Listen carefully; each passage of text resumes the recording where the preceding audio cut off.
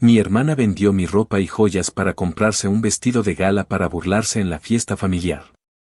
Pero cuando la demandé la vi vendiendo sus joyas en la calle y le dije, te faltan muchas ventas para llegar a lo que me robaste. El día que entendí que la sangre no siempre te cuida como debería fue uno de esos sábados raros de finales de año. Con el cielo de Houston encapotado y el aire oliendo a lluvia vieja y a cloro barato porque mi mamá se había puesto a trapear desde temprano, como si el piso fuera culpable de todos nuestros problemas.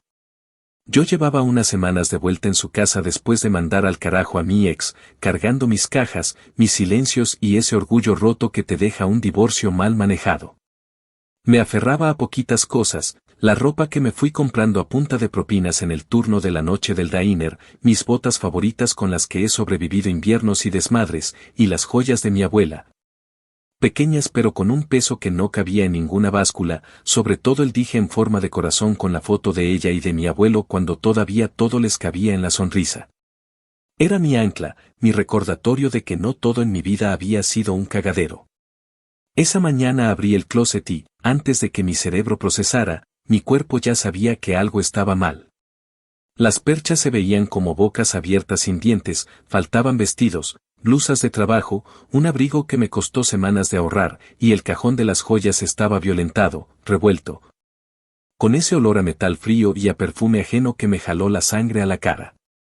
Dije en voz bajita, como si eso hiciera diferencia, que no mamen, que no, y empecé a buscar por toda la casa como idiota, moviendo cojines, abriendo cajones donde jamás habría metido un collar. Rezándole a una lógica que no existe cuando alguien con mala leche ya metió mano. El silencio me contestó con la misma cara de pendeja que yo le puse al espejo. No habían pasado ni unos minutos cuando el teléfono vibró como avisando que la estupidez ahora se anuncia en alta definición. Era una historia en Instagram de mi hermana, la menor, la que toda la vida se creyó protagonista de su propio reality de cartón. Posaba en un probador con un vestido de gala color vino que se le pegaba al cuerpo como segunda piel, aire de reina de baile y sonrisa de mírenme, perras. El caption era una patada en el hígado, lista para brillar en la fiesta familiar. Y yo con el closet saqueado. Me agarré la cara con las manos y sentí el calor subirme hasta los ojos. Conozco ese brillo adolescente que no suelta aunque ya no sea una niña, no era lista para brillar, era lista para restregarte que puedo, aunque sea con lo que no es mío. Nada más verla supe que ese vestido no lo había pagado con su sueldito de oficina donde no hace ni madres, supe que, si me daba el coraje de seguir, iba a encontrar la mugre completa. Seguí el rastro del mugrero como cualquier persona en este país termina siguiendo las pistas, me metí a Facebook Marketplace, a OfferUp, a esos grupos de barrio donde se vende desde un sillón piojoso hasta la dignidad. Y ahí estaban, fotos mal iluminadas de mis blusas, mis jeans, mi chaqueta que reconocería entre 1000, y un post escondido que me rompió algo adentro, collar vintage, herencia, poco uso. Era dije, mi maldito corazón partido a la mitad por el descaro. El usuario era una cuenta recién hecha con un nombre que ni mi hermana se tomó la molestia de disimular y un número con el que la tengo guardada desde que nos prestábamos la plancha para el cabello de adolescentes. La llamé sin pensarlo, y me contestó con voz cantadita de comercial barato, preguntándome qué se me ofrecía, como si fuera una desconocida, y yo nada más pude decirle que no se pasara, que si estaba pendeja. Que como mierda se atrevía. Ella se rió, y con esa risa flaquita que se le pone cuando cree que ganó me soltó que no hiciera dramas, que era por una ocasión especial, que yo ni usaba esas cosas. Y me remató con que lo veía como un préstamo porque familia es familia. Ahí supe que no estaba tratando con una niña tonta sino con una cabrona consciente de su cabronada. Ese mismo día tocaba la famosa fiesta familiar en casa de una tía, la típica reunión donde se mezclan el olor a tamal con el de la crema de peinar. Los niños patean las sillas plegables de la Costco y los tíos discuten de fútbol y de política con esa seguridad idiota de quien nunca ha leído un carajo. Yo no quería ir, pero mi mamá me lo pidió con esa voz quebrada de por favor, no me armes un circo. Llegamos y mi hermana entró tarde a propósito, cuando todos ya estaban sentados para que la vieran cruzar la sala como si estuviera bajando una escalera de alfombra roja. Traía el vestido vino que brillaba bajo la luz amarilla, maquillaje de salón, el cabello planchado como si la vida fuera derecha, y una sonrisa que te obligaba a escoger bando. Se acercó a mí, me recorrió de arriba abajo con mirada asesina y soltó, clarito y con intención de que todos escucharan, que algunas necesitan aprender a vestirse con clase. Sentí que el piso me jalaba, vi a mi mamá apretar la servilleta como quien quiere meterse en ella, y a mis tías mirarnos con ese morbo de gallinero que se hace el escandalizado pero no suelta la sopa. Yo respiré hondo, conté hasta lo que no sabía contar y pensé que si armaba el espectáculo ahí les iba a regalar la satisfacción de verme perder la cabeza. Tragué bilis, sonreí a medias y me guardé el coraje en el bolsillo de atrás junto con el plan que ya estaba mascando desde que vi el primer anuncio en el marketplace. Aguanté la noche entera viendo cómo presumía el puto vestido, tomándose fotos en cada esquina, soltando comentarios envenenados como quien reparte dulces. Nos sentamos a cenar, y en la mesa se habló de todo menos de lo que ardía, como si los adultos creyeran que las tragedias domésticas se diluyen con ponche y chisme. Alguien preguntó por las joyas de la abuela, mi tía la más metiche dijo que bonitas eran, ojalá alguien las cuidara, y mi hermana, sin saber que yo ya tenía las capturas. Soltó una mentira con ese descaro de quien cree que el mundo le aplaude, que estaban guardadas y que no había de qué preocuparse. Me probé a mí misma un sabor extraño, el de contenerme, el de guardar las balas para el momento exacto. No respondí en la mesa.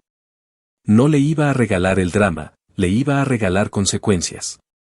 Al llegar a casa, cuando mi mamá se quitaba la chaqueta cansada de hacer de árbitro mudo, le conté todo.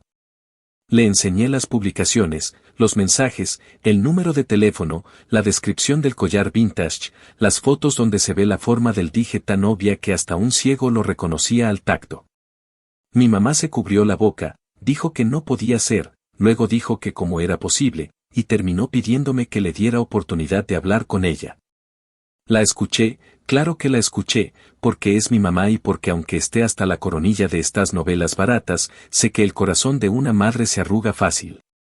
Pero también le dejé claro que a mí ya no me quedaban ganas de hacerme pendeja, que el límite lo había pisoteado con tacones, y que yo no iba a vivir en una casa donde mi familia me roba y encima pretende que le aplauda. Le dije sin gritos pero con ese filo que no necesita volumen que yo iba a hacer lo correcto, aunque en esta familia lo correcto suene a traición. Al día siguiente me senté con una libreta y escribí todo, que faltaba, cuando lo vi por última vez, donde aparecieron los anuncios, a qué hora me respondió, cómo fue la fiesta, qué dijo mi tía, qué cara puso mi mamá. Qué olor había en la sala, qué cabrón se sintió ver mi closet convertido en una tienda de segunda sin permiso. Guardé capturas en una carpeta con nombre ridículamente formal porque a veces necesitas ponerte el traje aunque por dentro seas un incendio. Busqué opciones y, en este país donde todo tiene formulario, encontré la vía más directa, la corte de reclamos menores. No iba por el pinche vestido, iba por las joyas de mi abuela, por el dije que no se mide en dólares sino en memoria, y porque si de niña a ella le celebraban cada berrinche. Ya era hora de que aprendiera que el mundo no gira alrededor de sus caprichos. Antes de presentar nada quise darle la oportunidad de admitir lo que hizo y devolver lo que pudiera. La cité en una cafetería de la esquina, la de siempre, donde conocen mi orden de café con leche y el chocolate que me hace sentir menos rota. Llegó tarde, con lentes oscuros que no tapaban su mirada de reto, se sentó con el teléfono boca arriba como quien espera aplausos. Y como si me estuviera haciendo un favor me dijo que si tanto me dolía podía ver la manera de buscar algo similar. La escuché hablar de malentendido, de es que en la familia nos apoyamos, de yo también he pasado cosas, y me hervía la sangre porque no es lo mismo pasarla mal que pasarte de verga. Le dije, con esa calma que duele más que un grito, que le iba a dar una última oportunidad de arreglarlo, que me devolviera lo mío o me pagara el valor real, todo por escrito, sin chistes. Y que borrara las publicaciones donde estaba vendiendo hasta mi sombra. Se recargó en la silla, me midió, y con una sonrisa chiquita de villana me soltó que ni que tus porquerías valieran tanto. Ahí supe que no quedaba nada que hablar. Esa misma tarde, con mi carpeta de evidencias, con mis ganas de no volver a ser la pendeja de nadie y con mi abuela empujándome desde alguna parte donde ya no duele, presenté la demanda. No fue heroico, no fue cinematográfico, fue una mujer cansada llenando papeles en una oficina con olor a tóner. esperando su turno con otros desconocidos que también estaban cansados de que alguien más se creyera con derecho a llevárseles lo que amaban. Salí a la calle y respiré hondo. El aire estaba espeso, pero por primera vez en mucho tiempo no se me atoró en el pecho. Esto no era solo por unas joyas, era por poner un pinche límite. Y si a mi hermana le ardía, que se pusiera pomada. Porque aquí, en este país de recibos y recibos, una también aprende a convertir la rabia en algo que deje huella. Actualización 1. Pasaron 2 semanas y el tiempo, ese animal terco que casi nunca corre a tu ritmo, se dedicó a masticarme los nervios con paciencia de verdugo mientras afuera el clima cambiaba de húmedo a frío sin avisar. Y adentro de la casa todo se sentía electrizado como cuando vas a encender una lámpara con el cable pelado. La primera semana se me fue entre el trabajo del turno nocturno en el diner, con el olor a aceite viejo metiéndoseme en el pelo. Y las mañanas frente a la mesa del comedor convertida en escritorio improvisado donde extendí mi carpeta de evidencias como si fuera un mapa de guerra, capturas de pantalla impresas en papel barato, mensajes con hora y lugar. La foto del dije con la sombra inconfundible del corazón y una lista escrita a mano con cada prenda desaparecida, descrita con el detalle que te da la rabia cuando alguien te toca lo que es tuyo. Mi mamá iba y venía en silencio, se agarraba la taza de café como agarrándose de algo para no caerse, y cada tanto me soltaba una frase que dolía sin querer hacer daño, que si de verdad era necesario llegar tan lejos. Que si no había forma de arreglarlo en familia, y yo respiraba despacio para no romperme con ella y le repetía que no estaba haciendo teatro, que estaba poniendo un límite, que si a mi hermana nunca se lo dibujaron. A mí me tocaba pintarlo con marcador permanente. A media semana, cuando ya empezaba a creer que el sistema es un monstruo sin cara que no te escucha, llegó un sobre con un sello oficial que me puso el corazón en la boca. Lo abrí con las manos sudadas y ahí estaba, el aviso con la demanda registrada, la fecha tentativa de audiencia para dentro de unos meses.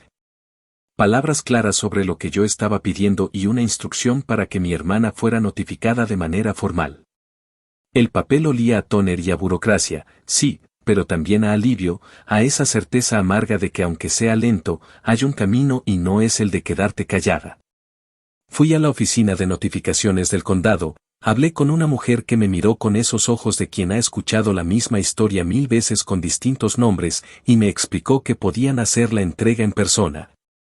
Que alguien pasaría por la casa de mi mamá, que si no la encontraban tendrían que volver, que a veces la gente se esconde, que a veces la gente corre, que a veces la gente miente. Salí de ahí con un recibo que guardé en la carpeta y con la sensación rara de estar haciendo algo adulto de verdad, algo que ya no era berrinche ni chisme, sino una línea dibujada frente a mí que decía hasta aquí. El día que la notificaron fue un espectáculo triste. Yo estaba en el diner limpiando una mesa pegajosa cuando el teléfono vibró con los mensajes de mi tía la más dramática, esa que siente que la vida es su novela y que todas nos debemos a su opinión. Dijo, con ese tono entre santo y verdugo, que cómo me atrevía a mandar a un desconocido a la casa a humillar a mi hermana. Que el señor que tocó la puerta llevaba una carpeta y un gesto de seriedad que puso a los vecinos de oreja parada. Que mi hermana había salido con la barbilla alzada fingiendo dignidad y recibió los papeles como si fueran una invitación a un baile. Pero que en cuanto cerró la puerta se le cayó la máscara y empezó a decir que yo era una traidora, que me creía gringa por usar papeles en vez de resolver las cosas como familia, que si mi abuela viviera me partiría la cara por andar ventilando en cortes lo que se debería lavar con agua fría y silencio.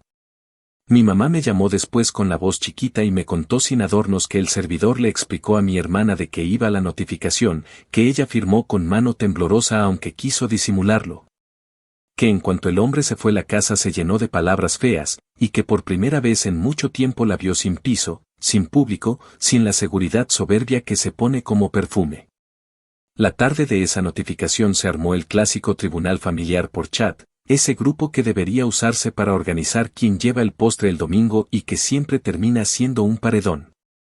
Llegaron mensajes en cascada, mi tío el que se cree filósofo de WhatsApp clavó una cátedra sobre la sangre y la lealtad, dijo que demandar a un hermano es cruzar una línea que no se perdona. Que cómo iba yo a poner en manos del gobierno un problema casero, y se remató con una frase que a él le sonó profunda y a mí me supo a mierda, que en todas las familias pasan cosas, que nadie es perfecto. Que no hay que exagerar. Respondí con calma, porque me había prometido no volver a explicar gritando lo que se puede explicar despacio, y les dije que esto no iba de perfección sino de robo. Que una cosa es una pelea por una blusa prestada y otra muy distinta es desvalijar el closet entero y empeñar la memoria de la abuela para comprarse un vestido de presumir, que yo no estaba buscando burlar la ley. Que yo estaba usándola porque para eso existe, para cuando la familia te falla y no te queda otra que pedir que alguien de afuera ponga orden. Mi prima, que siempre ha sido más sensata de lo que le reconocen, me escribió en privado que entendía, que contara con ella para testificar que vio en persona el post del dichoso collar. Y me prometió que guardó capturas por si a mi hermana se le ocurría borrar todo. Ese mensaje, chiquito y directo, me sostuvo el resto del día como si fuera un tablón en medio del agua. En paralelo, me dediqué a blindar el caso no con palabras altisonantes sino con las cosas simples que sostienen la verdad cuando el ruido te quiere tapar. Pedí una cita en una clínica legal que atiende en un centro comunitario los jueves por la tarde, me senté frente a una abogada joven que olía a jabón neutro y café recalentado. Le conté con calma y sin adornos el recorrido del desastre, y ella me hizo preguntas prácticas que a veces duelen más que un regaño, que si tenía fotos del dije antes de que desapareciera. Que si alguien más en la familia podía identificar las joyas, que si había facturas de la ropa que compré en los últimos años, que si el marketplace mostraba los tiempos de publicación y las descripciones completas. Con su ayuda, estructuré un folder como si fuera un rompecabezas donde cada pieza encajaba, en una sección coloqué fotos antiguas donde salgo con el dije en la barbilla, Navidad en casa de la abuela. Cumpleaños en que mi abuelo me lo ajustó con manos de carpintero. En otra, capturas de los anuncios con las mismas palabras que mi hermana usa siempre para vender sus porquerías. Ese tono de vintage mal aprendido y la pereza de no cambiar ni el fondo de la foto. En otra, mis recibos viejos de tiendas donde compré la chaqueta, las botas, los vestidos que desaparecieron, porque sí, a veces guardo papelitos como si supiera que algún día iban a ser mi salvavidas. La abogada me dijo, con una seguridad que se me pegó a la piel como pomada, que no estaba haciendo nada mal, que el caso era claro, que la gente cree que en estos tribunales gana el que grita más. Y en realidad gana el que llega con las cosas acomodadas, con la historia en orden, con la cabeza fría. Mientras tanto, la vida cotidiana seguía con su paciencia de relojero. Trabajé turnos que olían a papas fritas y café requemado, escuché a clientes hablar del clima y de fútbol americano como si el mundo no se estuviera cayendo en mi casa. Y empecé a dormir un poco mejor sabiendo que cada día que pasaba me alejaba de la versión de mí que se traga todo para no incomodar a nadie. A ratos me atacaba la culpa venenosa que mi hermana quería sembrar con sus indirectas, esa vocecita que te dice que estás rompiendo algo que nunca se va a arreglar, y entonces iba al cajón, abría la carpeta.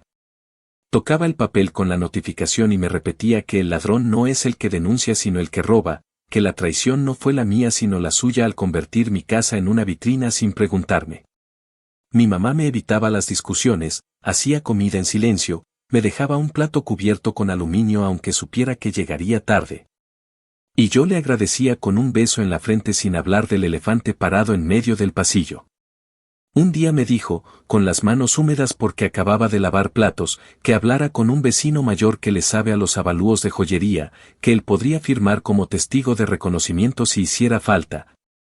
Y aunque me dolía que la ayuda no saliera de mi hermana como debió salir, acepté la sugerencia porque uno tiene que aprender a tomar lo que sirve incluso si viene envuelto en tristeza. Cuando por fin pude cruzarme con mi hermana sin que se armara un escándalo fue en un domingo de esos en los que todo el mundo finge normalidad con la terquedad de quien no quiere ver el incendio. Llegó a casa de mi mamá con el mentón alto, la boca pintada como para salir en una foto que nadie le estaba tomando, y se plantó en la sala con una actitud de reina destronada. Dijo, sin mirarme directo, que no pensaba darme un centavo porque, palabras textuales, yo no valía lo que estaba pidiendo, y agregó que si quería mis porquerías, que se lo pidiera llorando, que a ver si se conmovía. Yo conté hasta que se me acabaron los números invisibles y le respondí con una calma que por dentro era un huracán, que no estaba pidiéndole un favor, que no le estaba rogando migajas. Que lo que quería era que se hiciera cargo como adulta de lo que hizo, que lo que yo exigía no lo inventaba sino que lo respaldaban fotos, fechas, descripciones y el puto sentido común que parece que se le disolvió en la plancha de cabello. Se rió con ese sonido de lata vacía que me saca de quicio, me llamó exagerada, me preguntó que por qué hacía tanto show si me veía bien sin joyas, y yo nada más la miré. Pensando que algunas personas confunden el brillo con el valor, el ruido con la verdad, la pose con la dignidad. Esa noche, después del choque, me senté a escribir en mi cuaderno como si fuese a redactar un parte de policía del alma. Puse con letras grandes el salto de tiempo para no engañarme, para recordarme que en esas 2 semanas se movieron placas de mi vida que yo creía inamovibles. Anoté que la notificación ya estaba hecha, que la fecha estaba marcada en un calendario que todavía no cuelgo pero que llevo en la cabeza. Que los tíos se dividieron en bandos con la rapidez con la que se reparten las últimas rebanadas de pastel en las reuniones, que mi prima valía oro aunque no esté embutida en ningún collar. Que mi mamá estaba más cansada que enojada y que eso era peor porque el cansancio te apaga de a poquito. Escribí que yo, por primera vez en mucho tiempo, sentí respeto por mí misma al mirar de frente el conflicto en vez de esconderlo debajo de la alfombra. A partir de ahí empecé a notar detalles que antes me pasaban de largo. Mi hermana dejó de subir tantas historias los fines de semana, y cuando lo hacía el brillo ya no era el mismo, el encuadre estaba torcido, el filtro se le notaba obligado.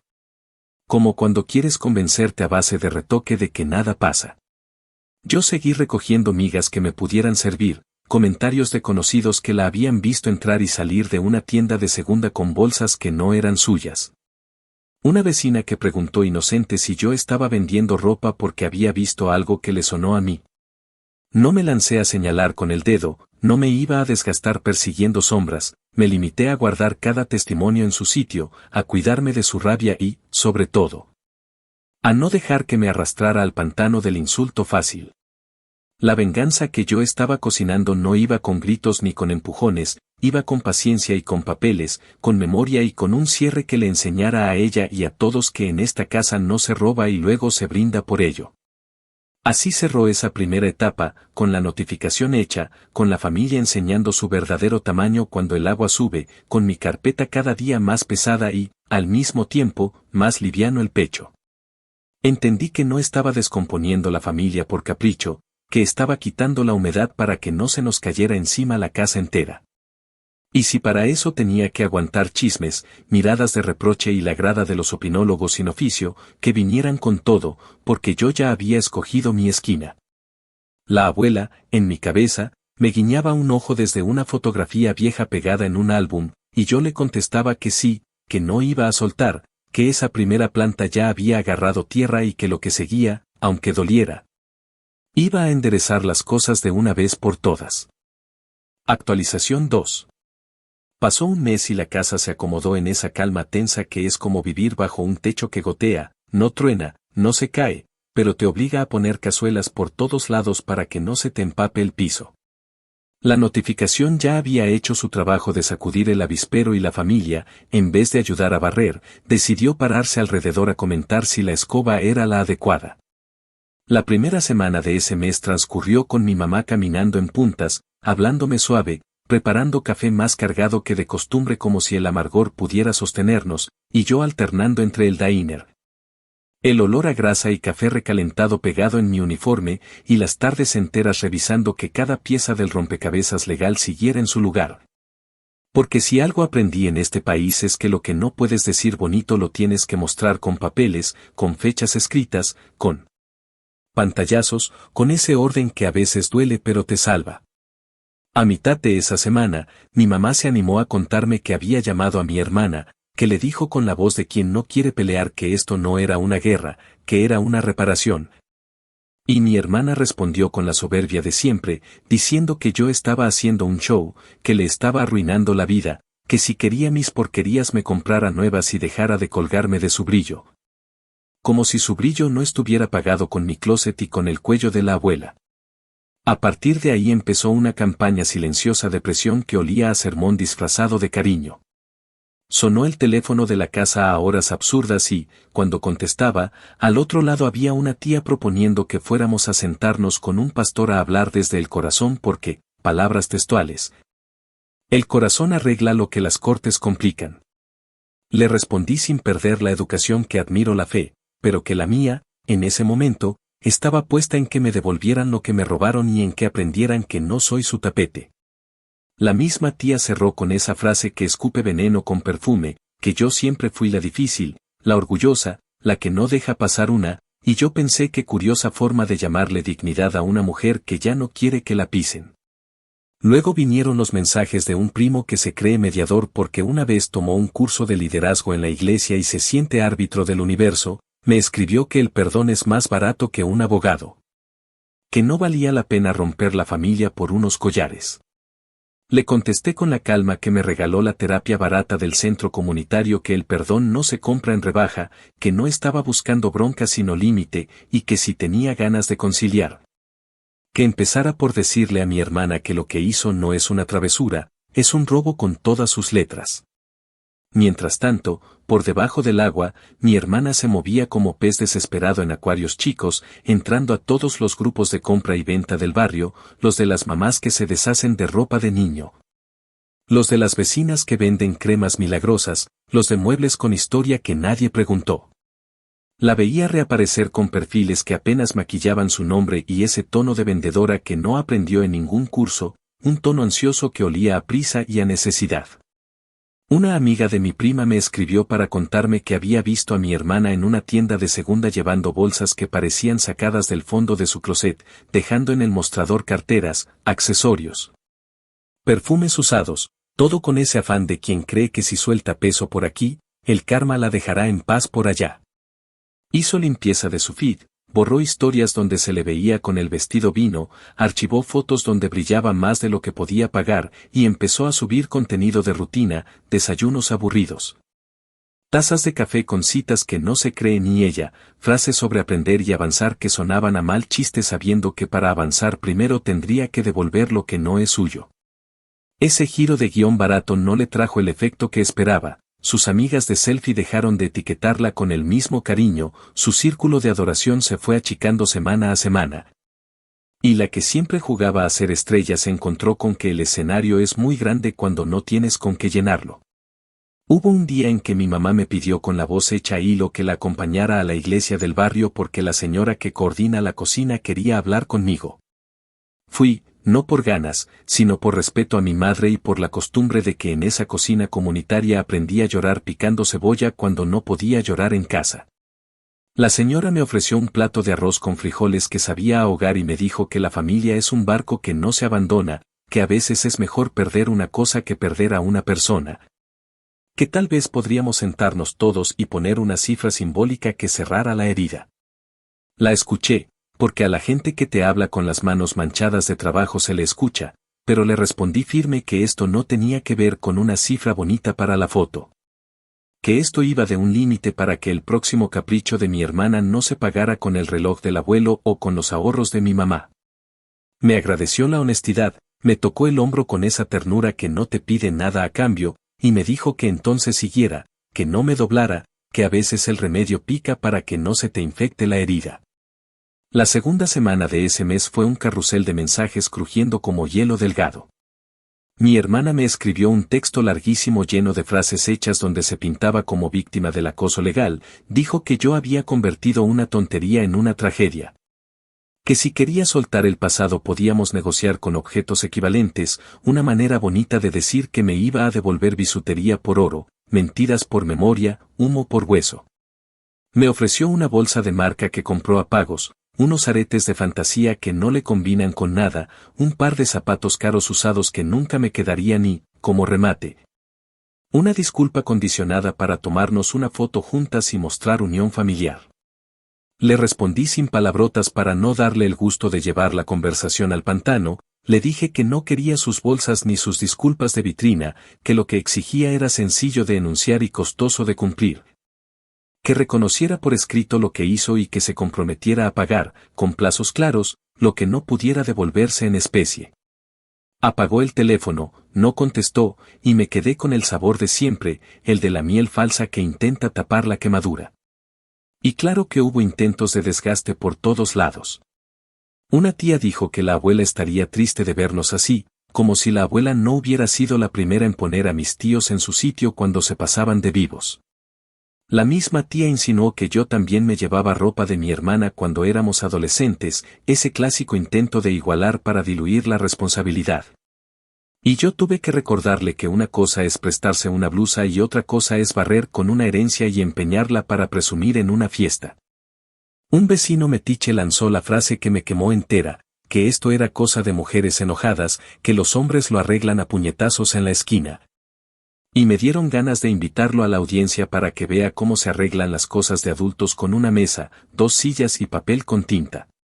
En el diner, mi jefa se enteró por chismes y me ofreció cambiarme turnos para que pudiera ir a las citas con la abogada y a los preparativos de la audiencia. La consideré una bendición en medio del lodazal.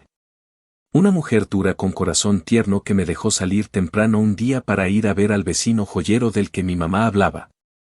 Ese señor, con manos grandes y mirada de microscopio, revisó fotos viejas del dije, me habló de marcas, de cierre, de cómo reconoce uno una pieza trabajada en taller familiar. Y se ofreció a escribir una carta simple diciendo que a su juicio no había duda de que la pieza de las fotos del anuncio era la misma que yo llevaba en el cuello en las fotos de Navidad. Salí de su sala con la carta en una carpeta de Manila y con la sensación de que los milagros se esconden en las casas que huelen a metal y a jabón. La tercera semana cambió el tono porque el asunto dejó de ser rumor y se convirtió en costo. Mi hermana empezó a quejarse de que la estaban llamando del banco por un pago atrasado, dijo que su tarjeta ya no daba, que la vida estaba carísima, que yo no entendía lo que era cargar con todo el mundo encima. Como si yo hubiera estado tomando mojitos todo este tiempo, mi prima me mostró capturas donde se veía a mi hermana preguntando en un chat por préstamos rápidos, esos que te meten en un hoyo por ahorrarte un charco. Yo me guardé el comentario fácil y me quedé con la idea de que la vida, a veces, te enseña contabilidad de la forma más cruel, lo que sale sin permiso entra con intereses. En medio de eso, mi mamá se quebró un día a la hora de la cena y me pidió con un hilo de voz que retirara la demanda, que ella ya no podía con la presión, que le dolía el pecho, que los vecinos ya estaban hablando. Que en la iglesia la miraban raro, que mis tías llamaban a cada rato, que sentía que se le estaba deshilachando la familia en la sala. Me respiré las ganas de abrazarla y de mandar al carajo todo, la miré con cariño y le expliqué cómo pude que retirarla ahora sería decirle a mi hermana que su método funciona, que el ruido le gana a la decencia. Que la culpa ajena se lava con lágrimas de mamá, y que yo ya no iba a dejar que el chantaje fuera la moneda oficial de esta casa. Le prometí que iba a llevar esto con la mayor dignidad posible, que no iba a faltarle al respeto a nadie, que no iba a gritar en reuniones ni a exhibir a mi hermana en redes. Que lo iba a resolver donde se resuelven las cosas cuando la confianza se rompe y el perdón no alcanza, y que cuando todo terminara, si ella quería, íbamos a buscar ayuda para recomponer lo que se pudiera. Aunque quedaran cicatrices. La última semana de ese mes me dediqué a afinar detalles como si estuviera preparando una receta que no admite improvisaciones. Revisé que las capturas tuvieran fechas visibles, imprimí 2 copias de todo por si algún juez quisquilloso me pedía una para el expediente y otra para el contrario. Compré una carpeta nueva porque la vieja ya tenía las esquinas dobladas de tanto abrirla y cerrarla, y agregué un índice que me recomendó la abogada para que no me viera rebuscando papeles frente a nadie. También hice una lista sencilla de qué le pedía a la corte y por qué, para no perderme en la emoción del momento, porque me conozco, sé que el enojo se me trepa a la lengua y me hace decir cosas que no sirven de evidencia. Apenas sirven de desahogo. Empecé a dormir un poco mejor, no porque el problema se achicara, sino porque el camino ya no era un pantano sino un pasillo difícil y largo, sí, pero con paredes firmes. Mi hermana, por su parte, se metió en un juego triste de apariencias de saldo. Un día la vi subir una foto vieja pretendiendo que era reciente, la típica pose con una copa y el hombro de fuera, y la gente, que no es tonta, empezó a comentar que la vista de ese restaurante ya se veía pasada de moda, que el color de las paredes había cambiado, que el menú ya no ofrecía lo que se ve en la imagen. Cuando te quitan el aplauso, el eco duele más. Cerró ese mes con un silencio que no era paz pero tampoco balacera. Yo, con la carpeta lista y la columna más recta que antes, entendiendo que la venganza que me pedía el cuerpo no era incendiar su vestido ni hacer un espectáculo debajo de su ventana. sino llevarla a un lugar donde por primera vez en su vida alguien que no la conoce ni la adora la mire a los ojos y le diga que no, que aquí no, que con lo ajeno no, que con la memoria de la abuela menos. Mi mamá, con ojeras de cansancio y manos calientes, aprendiendo a no llamar a cada tía para pedir permiso de respirar. Mi hermana, probándose a sí misma que el brillo sin base te deja a oscuras cuando se va la luz. Y yo, guardando fuerzas para lo que venía, con una mezcla rara de miedo y alivio, como cuando subes a una montaña rusa que tú misma elegiste, sabes que te va a sacudir, sabes que vas a gritar, pero también sabes que al bajar, con el pelo hecho un desastre y las piernas temblando, vas a sentir que te perteneces. Actualización 3. Pasaron unos meses y el calendario se fue quedando sin hojas como la planta vieja que mi mamá tiene en la ventana, esa que no termina de morirse pero tampoco florece. Y en ese gris espeso se nos acomodó la vida con una parsimonia de mentira. Era inicio de primavera en Houston, de esos días en los que la ciudad amanece pegajosa y por la tarde se empeña en soplarte polvo en la cara, y a mí se me juntó el cansancio del diner con el cansancio más pesado. El que no se ve, el de sostener una pelea larga sin que se te caiga la dignidad a mitad del camino. La audiencia que teníamos ya asignada se movió por un retraso que el tribunal explicó con palabras elegantes para lo de siempre, demasiados casos, muy pocos huecos. Además de que mi hermana llegó con una excusa que olía a drama viejo, que necesitaba tiempo para conseguir documentos que probaran que todo fue un malentendido, y el juez, con esa cara de piedra de quien ha escuchado todos los cuentos, le concedió un aplazamiento chiquito que a mí me supo a jarabe amargo. No hubo escena, no hubo gritos, solo un papel nuevo con una fecha distinta y la orden de que ambas partes conserváramos cualquier cosa que pudiera servir de evidencia, y yo asentí con la corrección que aprendí en este país. Aunque por dentro quería morder las bancas de madera.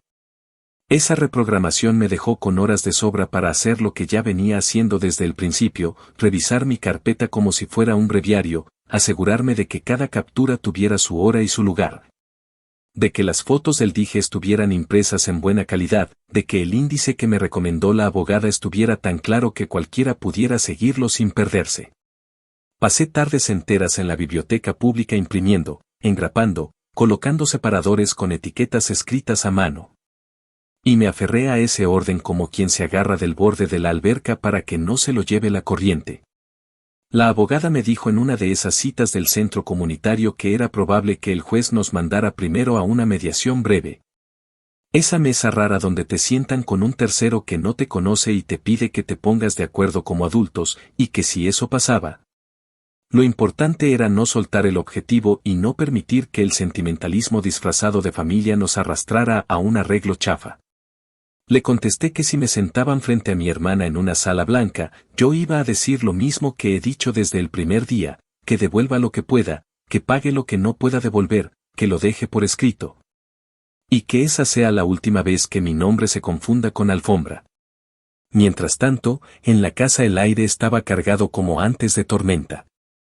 Mi mamá se movía con un silencio distinto, no de culpa ni de miedo, sino de mujer que está aprendiendo a no servir de almohada a los golpes ajenos.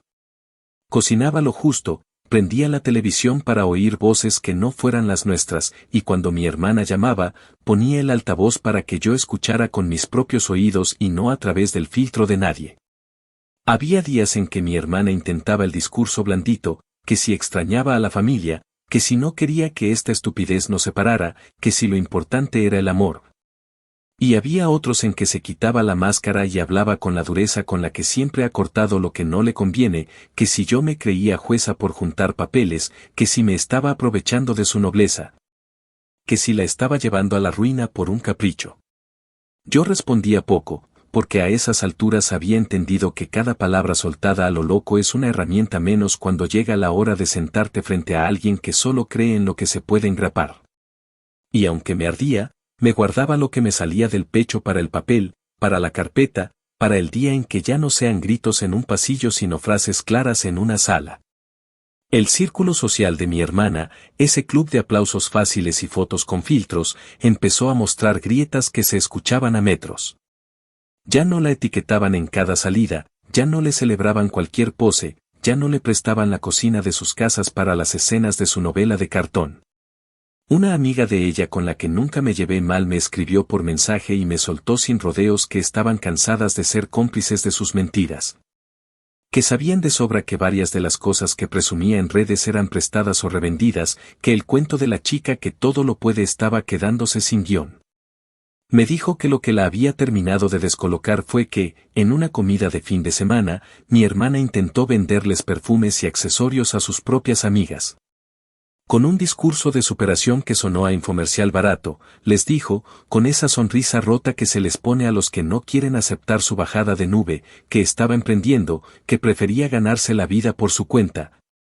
Y una de ellas, que es honesta a la mala, le respondió que si ese emprendimiento incluía quedarse con lo ajeno, que contara con su apoyo para el unfollow y nada más. No me alegró, no voy a fingir que me rompí de tristeza, tampoco fue una celebración, fue más bien una confirmación de que cuando se te cae la máscara, el aire frío te pone la cara roja y te obliga a verte en el espejo sin vaselina.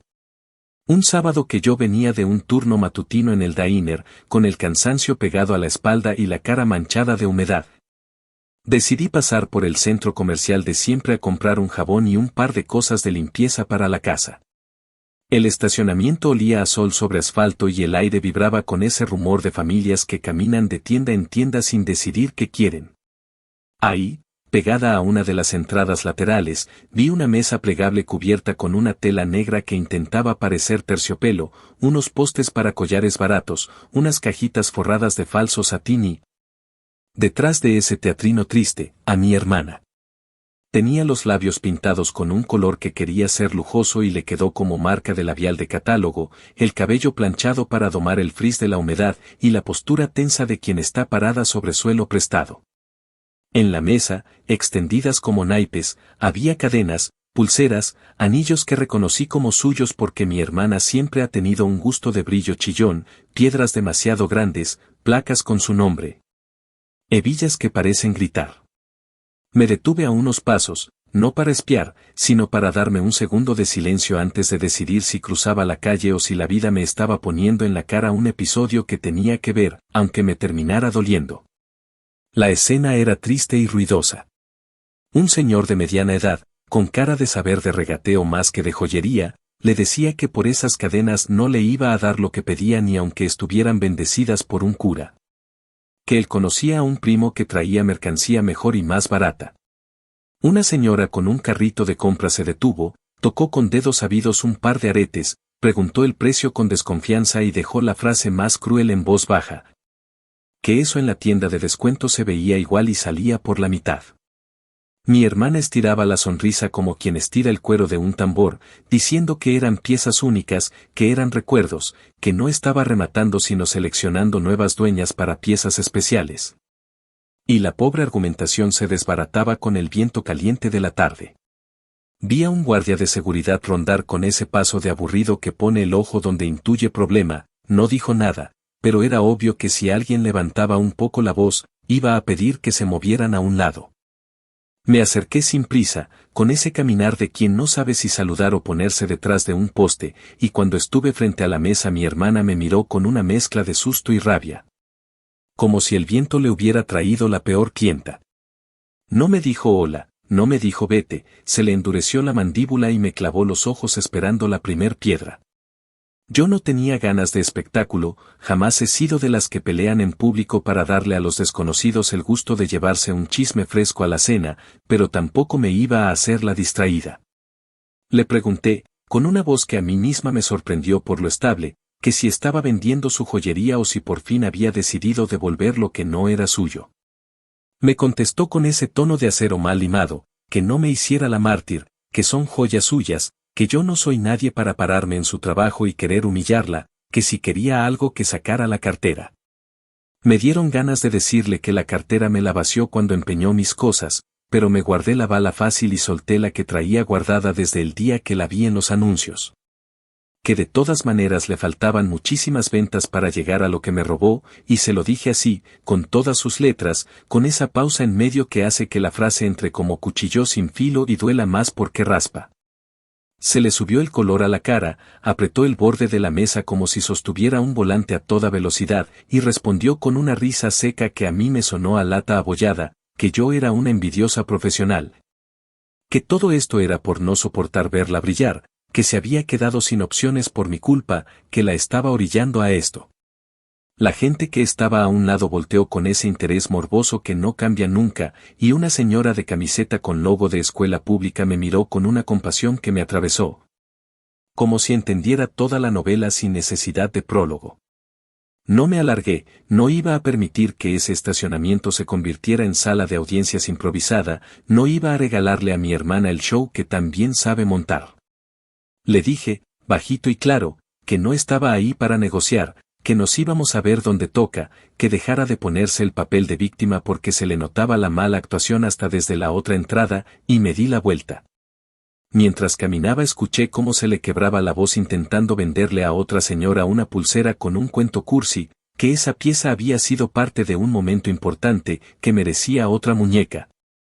Y me recorrió un frío que no me esperaba, porque entendí que la vida la estaba obligando, por fin, a pagar con la misma moneda con la que me cobró a mí, con vergüenza ajena, con esfuerzo, sin aplausos.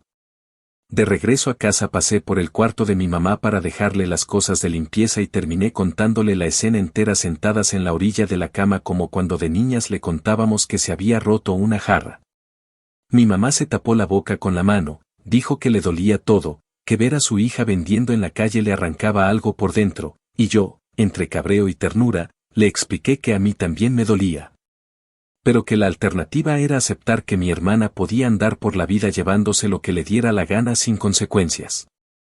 Hablamos largo, con ese cansancio que suena a sinceridad, de cómo la familia se rompe no cuando alguien pone el límite sino cuando alguien lo borra a patadas. De cómo la venganza que yo cargaba desde el primer día no iba de verla en el suelo, sino de verla parar, hacerse cargo y pagar.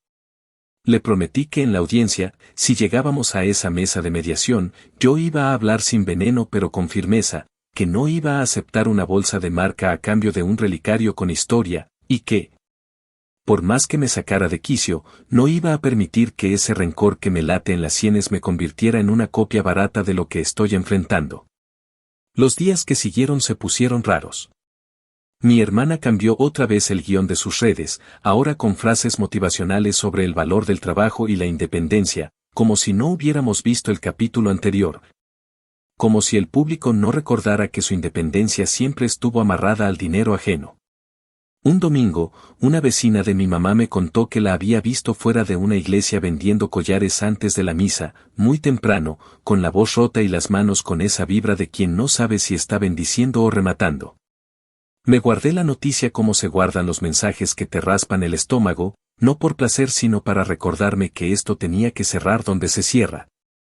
Que yo no iba a caer en la tentación de hacer patrulla moral en cada esquina en la que ella se parara con su mesa plegable y su terciopelo falso.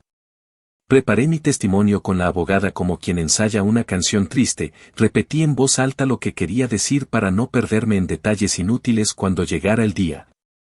Ajusté mis tiempos en el diner para pedir libre la mañana que tocara y, aunque el sueño todavía me huía, empecé a sentir una tranquilidad rara, una calma que no es felicidad pero se le parece. Porque viene de saber que hiciste lo que te toca y que, pase lo que pase, no te traicionaste. Hubo una tarde en la que me senté en la mesa de la cocina con el relicario vacío que me regaló mi mamá de adolescente, ese que guardé porque siempre me gustó el peso aunque nunca le puse foto. Y pensé en mi abuela con su cara de mujer que no negocia con el respeto. Me imaginé lo que habría dicho si hubiera visto a su nieta vendiendo el cuello de su memoria en una mesa plegable, me imaginé la manera en que habría puesto a mis tíos a barrer el patio por una semana por menos que eso. Me imaginé a mí misma caminando con ella por el pasillo de la casa, escuchando su vocecita de hierro decir que el amor sin límites es amor tonto. Me limpié las manos, me serví un vaso de agua y me repetí una frase que me acompaña desde que llené el primer formulario, que esta venganza no es para machacar, es para enderezar.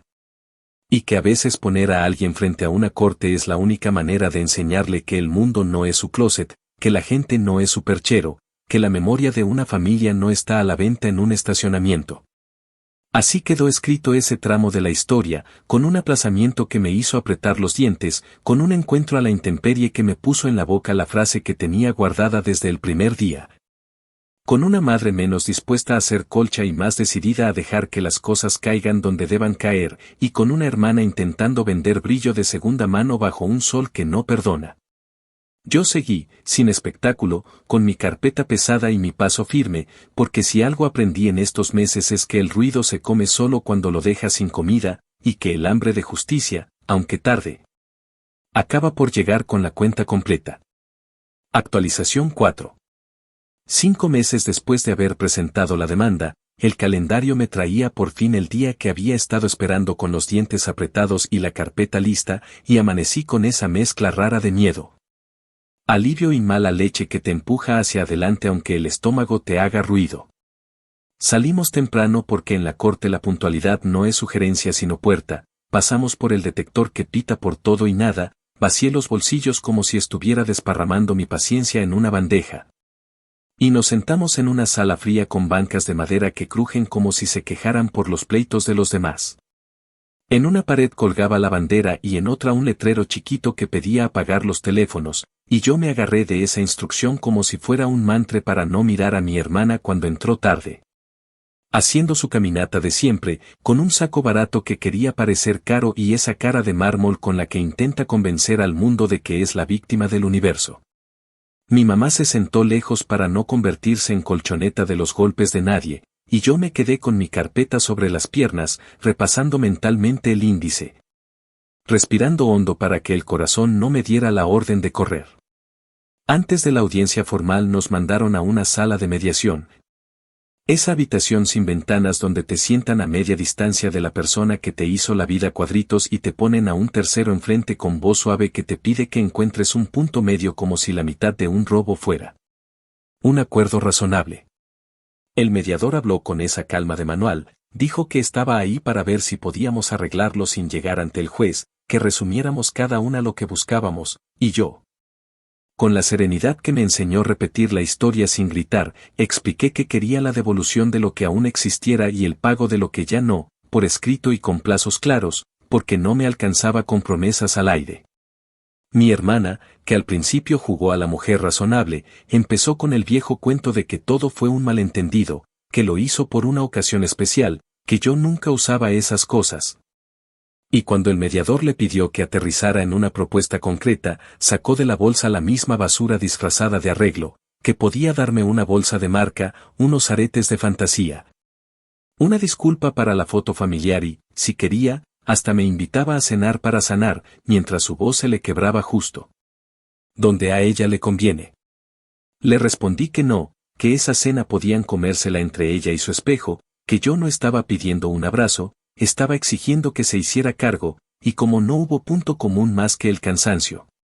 El mediador anotó que no se logró acuerdo y nos devolvió a la sala grande con su sonrisa cansada de quien sabe que la mitad de su trabajo es mirar cómo la gente llama paz a lo que en realidad es trampa. La audiencia empezó con una rutina simple y feroz. Un oficial pidió orden, el juez entró con cara de lunes aunque fuera jueves, dijo unas palabras sobre respeto y tiempos, y llamó nuestro caso con ese tono de quien lee una lista que nunca termina. Mi hermana arrancó con su versión, y la escuché acomodar la historia como quien intenta hacer pasar un tronco por una rendija, diciendo que fue un préstamo, que la familia se apoya, que yo había inflado los hechos por rencor, que ella había tenido la buena fe de vender cosas para pagar abogados, que el tema del collar era confuso porque, palabras textuales, los colgantes de corazón son comunes y cualquiera puede confundirlos. El juez la dejó hablar un buen rato sin mover un músculo, y cuando terminó le preguntó con una educación más afilada que un navajazo si tenía pruebas de ese supuesto préstamo, algún mensaje, alguna nota, cualquier cosa escrita que lo sostuviera. Ella se revolvió en la silla, dijo que no, que somos familia y que en la familia las cosas son de palabra, y el juez marcó una pausa de esas que pesan y anotó algo sin levantar la vista. Cuando me tocó, abrí mi carpeta como quien abre una caja de herramientas frente a una tubería rota y me fui por el camino que ensayé en voz baja 1000 veces. Empecé por las fotos antiguas donde salgo con el dije en el cuello, navidades y cumpleaños, fechas claras a la vista. Le acerqué al juez las impresiones con la marca del cierre y los detalles que el vecino joyero explicó en su carta, ese cierre viejo que no se fabrica en cualquier esquina. Ese grabado minúsculo en el borde del corazón que se ve hasta con el celular si sabes dónde mirar. Mostré las capturas de los anuncios en Marketplace y en los grupos del barrio, con las descripciones calcadas y los tiempos de publicación que coincidían con el día que descubrí mi closet vaciado. Subrayé en una de las páginas la foto del anuncio donde aparece el mismo dichoso brillo en la superficie del dije por la luz de su cuarto, ese reflejo torcido que aparece también en una foto mía tomada años atrás. Y el juez, sin necesidad de decir wow, cambió el peso de su mirada como cuando un rompecabezas empieza a encajar. Luego exhibí la lista manuscrita de ropa faltante junto a recibos viejos que guardé por manía, expliqué cómo identifiqué mis prendas en publicaciones con fondos que reconozco mejor que la palma de mi mano. Porque son las paredes de la casa de mi mamá, y pasé al correo impreso donde un conocido de mi prima me confirmó haber visto a mi hermana vendiendo cadenas afuera del centro comercial. No me extendí más de lo necesario, porque también aprendí que una verdad enredada se vuelve sospechosa, y cerré diciendo que no estaba ahí por venganza de sangre caliente, sino por una venganza que se parece más a poner un límite, a enderezar un árbol que creció chueco antes de que tumbe la barda. El juez hizo algo que me desarmó por un segundo, me agradeció la organización y le pidió a mi hermana que le explicara, con calma, por qué si todo era un préstamo no existía ningún mensaje. ¿Por qué borró publicaciones después de que yo la confrontara? ¿Y por qué, si el collar era común, el de su anuncio tenía la misma seña particular que aparece en mis fotos viejas? Mi hermana se perdió buscando palabras como quien manotea bajo el agua, dijo que borró por privacidad, dijo que nunca imaginó que un asunto de hermanas llegaría tan lejos, dijo que si a mí me hacía feliz, que estaba dispuesta a una restitución simbólica, y el juez le cortó el vuelo con una frase seca: aquí no estamos para gestos, estamos para resolver. Siguieron unos minutos más de preguntas, lo suficientes para que quedara claro que el cuento del malentendido no se sostenía ni con alambre. Y luego esa pausa que duele y cura donde el silencio es una sala llena de gente aguantando la respiración. La decisión cayó sin trompetas pero con todo su peso. El juez ordenó que mi hermana me pagara el valor estimado de las joyas con base en la carta del vecino joyero y las fotos presentadas, más los costos del proceso. Que devolviera de inmediato cualquier pieza que aún tuviera en su poder, que firmara un reconocimiento simple de los hechos y un plan de pagos en plazos que no podía inventarse sobre la marcha, y dejó muy claro que si no cumplía, había mecanismos para cobrar sin su permiso. No se puso técnico ni teatral, solo fue claro, y en esa claridad había una belleza que a mí me supo a justicia sin maquillaje. Yo asentí, me guardé el impulso de sonreír por respeto a mi mamá que temblaba en la banca, y vi, por primera vez desde que esto empezó, a mi hermana sin escenario, sin luces, sin público, con la mandíbula apretada y los ojos brillando por algo que no era orgullo, era pura rabia mezclada con susto. Afuera, en el pasillo, el ruido de otras vidas se mezclaba con el zumbido de la máquina de bebidas y el olor a desinfectante barato. Mi hermana se me plantó enfrente con esa energía de huracán de bolsillo que usa cuando quiere girar el mundo a su favor, dijo que la había arruinado, que disfruté verla caer, que ahora quién le iba a dar trabajo. Que si yo dormía tranquila sabiendo que la estaba empujando a la miseria. La miré largo, no para ganar, sino para que entendiera que yo ya no me encogía, y le respondí que dormir tranquila para mí es esto, que me miren a la cara y me digan que tengo razón, que no es venganza de novela. Es sentido común, que si no quería pagar hoy, que hubiera pensado ayer cuando decidió usar mi cuello de recuerdo como cajero automático. Mi mamá, con la voz más firme que le escuché en meses, le pidió a mi hermana que dejara de hablarme como si yo fuera el enemigo, que la que cruzó la línea fue ella. Y esa simple frase me aflojó los hombros como si alguien me hubiera retirado un abrigo mojado. No hubo abrazos ni lágrimas efectistas, hubo silencio, y en ese silencio cada una se acomodó en su bando con la honestidad que a veces uno evita por miedo a quedarse solo. El teléfono familiar explotó ese mismo día con mensajes de todos los tamaños, desde la tía que me llamó Judas como si estuviéramos en un vía crucis de barrio, hasta la prima que me mandó un aquí estoy sin adorno, que valió más que cualquier discurso. Hubo quien juró que la corte siempre se equivoca cuando se mete en asuntos de la casa, hubo quien se atrevió a decir que la abuela no habría querido esto. Y me mordí la lengua para no responder que la abuela habría estado sentada en la primera fila con los brazos cruzados esperando el fallo para ver si aprendíamos. Esa noche mi jefa en el diner me cambió a una estación más tranquila, me dejó lavar cubiertos y escuchar el murmullo de la máquina de hielo como si fuera una meditación barata, me dijo por lo bajo que bien hecho.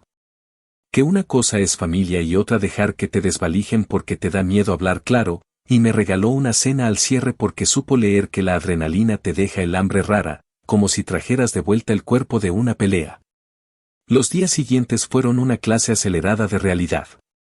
Mi hermana mandó el primer mensaje preguntando cuánto tiempo tenía para pagar, intentó negociar otra vez con la palabra simbólico que a mí me vomita el estómago, y la abogada del centro.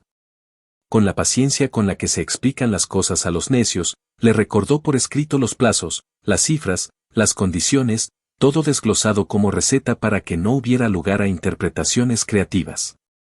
Me tocó firmar el plan de pagos con la mano que ya no temblaba y guardar una copia en la carpeta como si fuera un trofeo raro, uno que no se exhibe en la sala pero te endereza la espalda cuando lo recuerdas. Un par de días después, por sugerencia del juez, regresé a la comisaría a registrar formalmente las piezas como sustraídas por si en algún momento aparecían en una casa de empeño o en manos de algún comprador con más corazón que malicia. Y lo hice sin sentir que le estaba echando leña al fuego, lo hice porque el fuego ya lo encendieron desde aquel día del vestido vino. También aparecieron los pedazos de humanidad que hacen más ligera la ruta. Un conocido del barrio me escribió que había visto un anuncio viejo donde alguien presumía el collar que parecía el mío, que lo habían comprado a una muchacha con prisa y que, al enterarse de la audiencia por los pasillos del vecindario, estaban considerando devolverlo.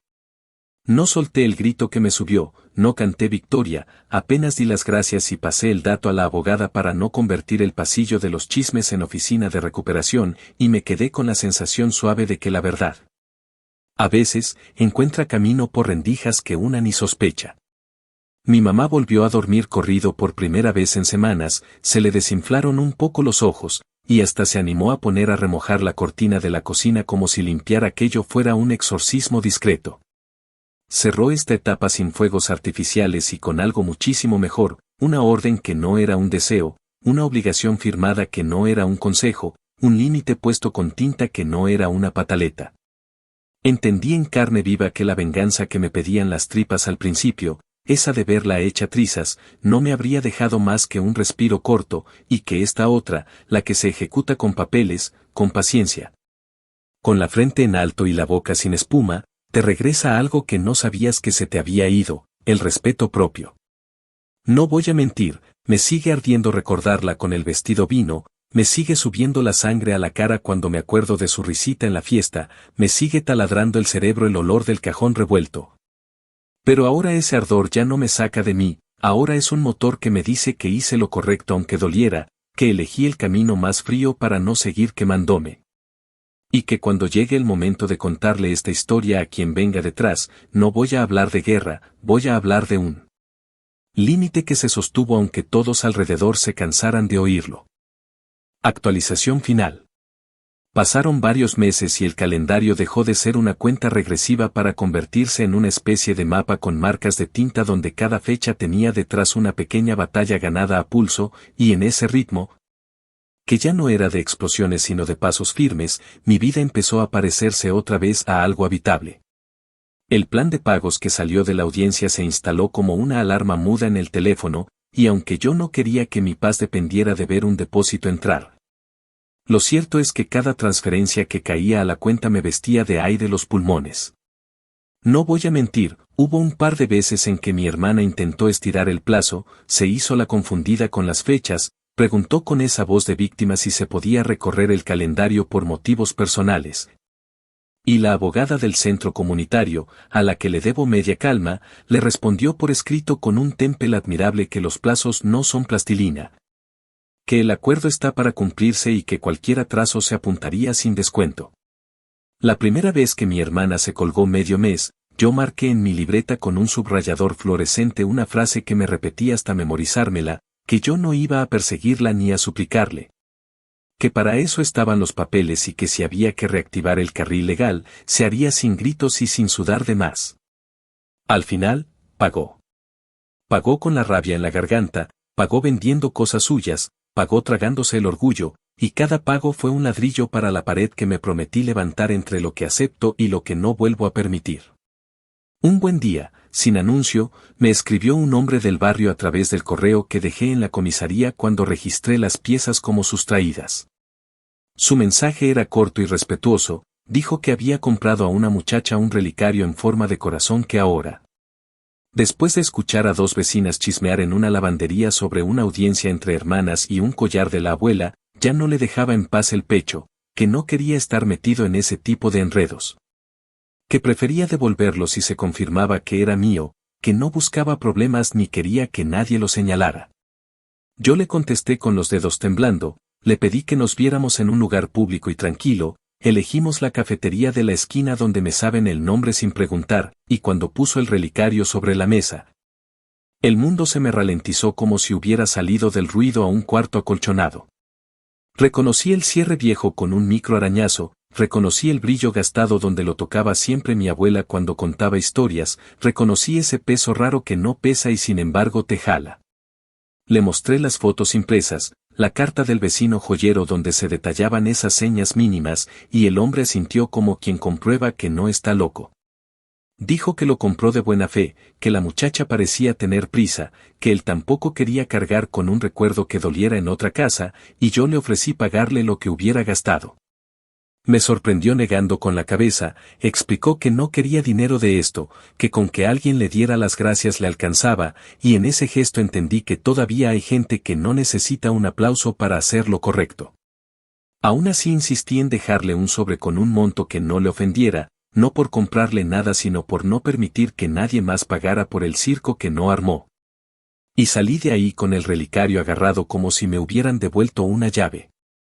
Con el relicario en la mano, me fui directo a casa de mi mamá. No me esperó ningún discurso, solo una cocina tibia y el vapor del arroz subiendo como una señal vieja de hogar. Abrió los ojos como niña cuando vio la cadena brillar debajo de la luz amarilla, dijo que pensó que ya no volvería a ver esa cosa en su vida y se le quebró la voz en una esquina por donde casi nunca se permite romperse. Nos sentamos en silencio como quien hace un minuto de respeto sin reloj, y yo le conté lo de la cafetería y el hombre que prefirió la tranquilidad a unos dólares mal nacidos.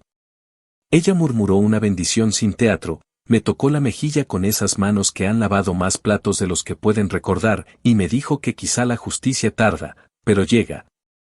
Y que lo que le seguía a esto era que yo cuidara mi vida con el mismo cuidado con el que acababa de guardar ese relicario en el cajón de siempre. Esa noche dormí en mi cuarto de regreso como no dormía desde antes de todo, con el susurro tontísimo de una cadena vieja en la mesa de noche, y en mi cabeza la risa de mi abuela mezclada con el ruido del ventilador. Como si hubiera conseguido volver a un territorio donde los ruidos ya no son amenazas sino música de fondo. El plan de pago siguió su curso, mi hermana dejó de intentar negociar poemas y se dedicó al silencio que siempre llega cuando te quedas sin excusas. Y yo aproveché la tregua para mover mis cosas a un apartamento pequeñito cerca del trabajo, un estudio con una ventana que da a un árbol sin glamour pero fiel, una cocina que cabe en 2 pasos. Y un baño donde el espejo tiene una luz que a veces me perdona y a veces me recuerda que la ojeriza también se cuelga en la cara. Lo amueblé como se amueblan los comienzos que no quieren deber nada, con una mesa que rescaté de una tienda de segunda, 2 sillas que no combinan pero se aguantan, una cama limpia que no cruje. Y unas cortinas baratas que aprendieron rápido a domar el sol mañanero. El primer día que me desperté ahí, con el olor a café entrando por la ventana y sin la alarma mental de revisar si el closet seguía en pie. Entendí que el hogar no es lo que te dicen las revistas sino es el lugar donde nadie te toca lo tuyo sin pedirte permiso y donde lo que guardas tiene un testigo que te respeta. Hice una lista de gastos con lápiz en una libreta de tapas duras, marqué los pagos del acuerdo, separé un poquito para un curso nocturno de contabilidad básica que estaban ofreciendo en el centro comunitario y me anoté.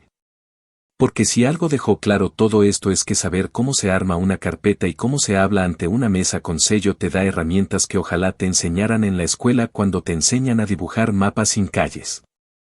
Con mi mamá pusimos reglas sencillas para no volver a la dinámica de alfombra que tantas veces nos dejó tiradas.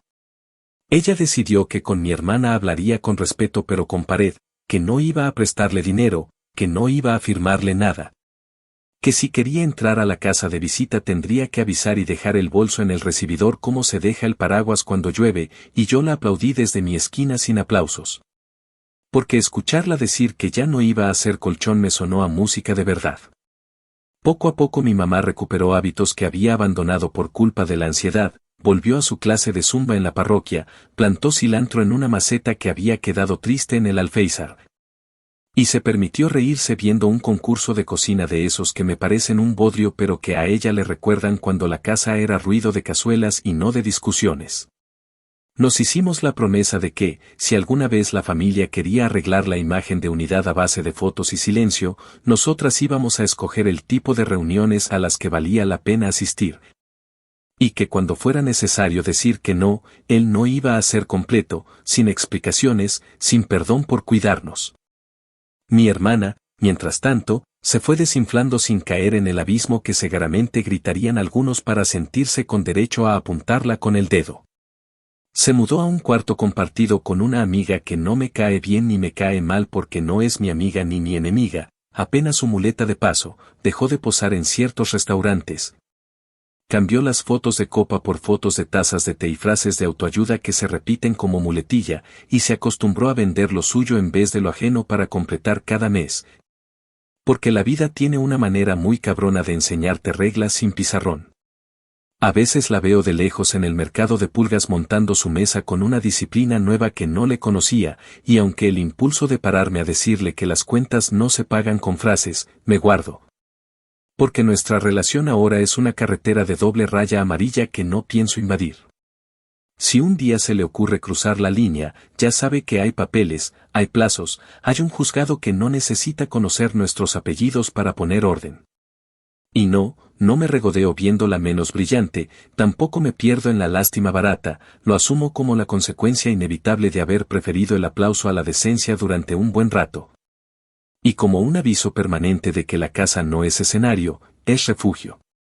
Hubo un domingo de calor apretado en el que, por esas coincidencias que te ponen a prueba, me la encontré otra vez, esta vez en un tianguis más pequeño, con su mesa de terciopelo falso y las manos inquietas. Pero algo había cambiado en su mirada, una caída de párpado que no era puro cansancio, más bien una cosa parecida a la realidad mordiéndole el borde de la seguridad. Me vio, yo la vi, y el recuerdo del estacionamiento se me subió al paladar como una chispa vieja. No repetí la frase que ya le había soltado como una navaja meses atrás, no hacía falta, a veces la venganza se abrevia también, aprende a hacer silencio y mirada recta. Ella movió las piezas de su mesa sin hablarme, yo seguí mi camino con una bolsa de verduras y la certeza crujiente de que por fin no necesitaba afilar palabras para sentir que ganaba. Porque la victoria ya no se medía en humillarla, se medía en no perderme yo en el intento. Con el paso del tiempo, me di permisos que antes me sonaban a lujo.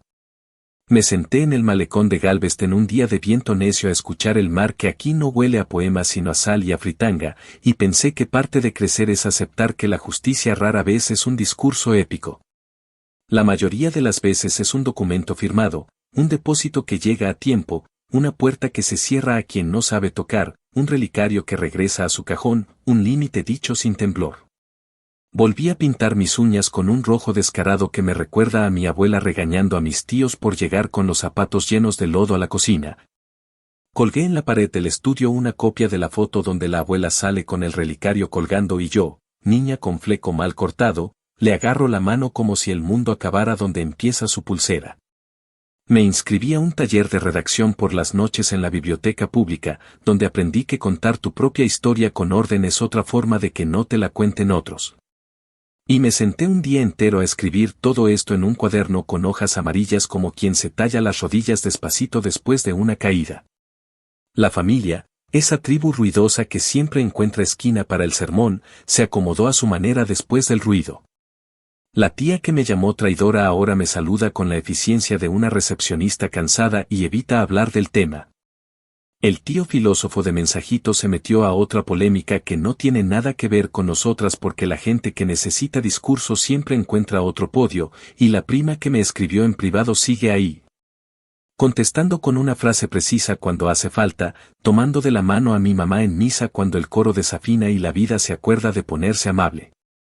Ya nadie me llama para pedirme que suelte, ya nadie me manda cadenas de oración para que el juez interior me dé paso cualquier cosa por el estilo. Aprendieron por la vía más lenta pero más efectiva que con esta mujer no se juega al quien aguanta más callada, que si hace falta hablo, que si hace falta anoto, que si hace falta firmo, y que si hace falta me alejo sin mirar atrás. No voy a decir que todo es luz. A veces abro el cajón y el relicario me pesa como si tuviera dentro algo más que 2 fotos chiquitas, me explota en la cabeza la imagen de mi closet saqueado. Se me revuelve el estómago con la memoria de mi hermana caminando buchona en esa fiesta de familia con su vestido de color vino y su sonrisa de anuncio. Y me dan ganas de reventar la pared de un golpe como si eso deshiciera el pasado. Al rato se me pasa. Aprendí a dejar que esos arranques duren lo que tienen que durar, ni un segundo más, y a continuación me preparo un café demasiado cargado, pongo música fea a todo volumen. Y enderezo el día con el simple acto de colgar mi chaqueta en la misma percha, sabiendo que nadie me la va a quitar sin preguntarme. Si eso no es la forma más básica y honesta de paz, ya me dirán que lo es. La última vez que mi hermana cumplió un pago, mi teléfono no me encendió ninguna emoción pirotécnica, apenas me señaló que un compromiso se hizo realidad. Y yo seguí barriendo mi estudio como si esa fuera la ceremonia adecuada. Me gusta pensar que el aprendizaje se nos pegó a cada una donde más nos dolía, a mí en el orgullo y la paciencia, a ella en el impulso de creer que el mundo le debe reflectores por derecho divino.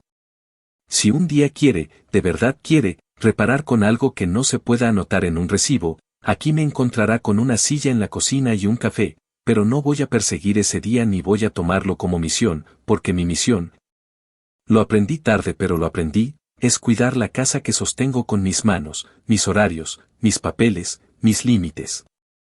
Así que sí, esta es la actualización que hubiera querido escribir sin haber pasado por el fango, la que dice que la venganza que sirve no es la que te deja sin uñas de tanto rascar, sino la que te acomoda el alma para dormir sin sobresalto. No era prenderle fuego a su vestido ni montar un show en el estacionamiento, era llevarla a una mesa fría donde una voz neutral le dijera que no, era recuperar lo recuperable, cobrar lo cobrable. Y volver a peinar la vida sin miedo a que alguien con apellido en común le meta mano al cajón. Me quedo con el peso bueno del relicario en el cuello algunos días, con la cama que no cruje, con la mesa que aguanta, con mi mamá riéndose otra vez del chiste más malo del mundo. Con mi propia voz cuando dice la palabra no sin sentir que traiciona a nadie. Y si la vida me vuelve a poner en la cara a alguien queriendo comprarme una disculpa con bolsas y promesas cuando me robe una memoria, ya sé qué decirle y dónde decirlo, sin temblar ni pedir permiso. Porque hay cosas que por fin aprendí a pronunciar de corrido, y una de ellas es que lo mío es mío, lo de la abuela no se vende, y que en esta casa, la que me gané con recibos, propinas, horarios y ganas. No entra jamás el aplauso fácil a cambio de la dignidad.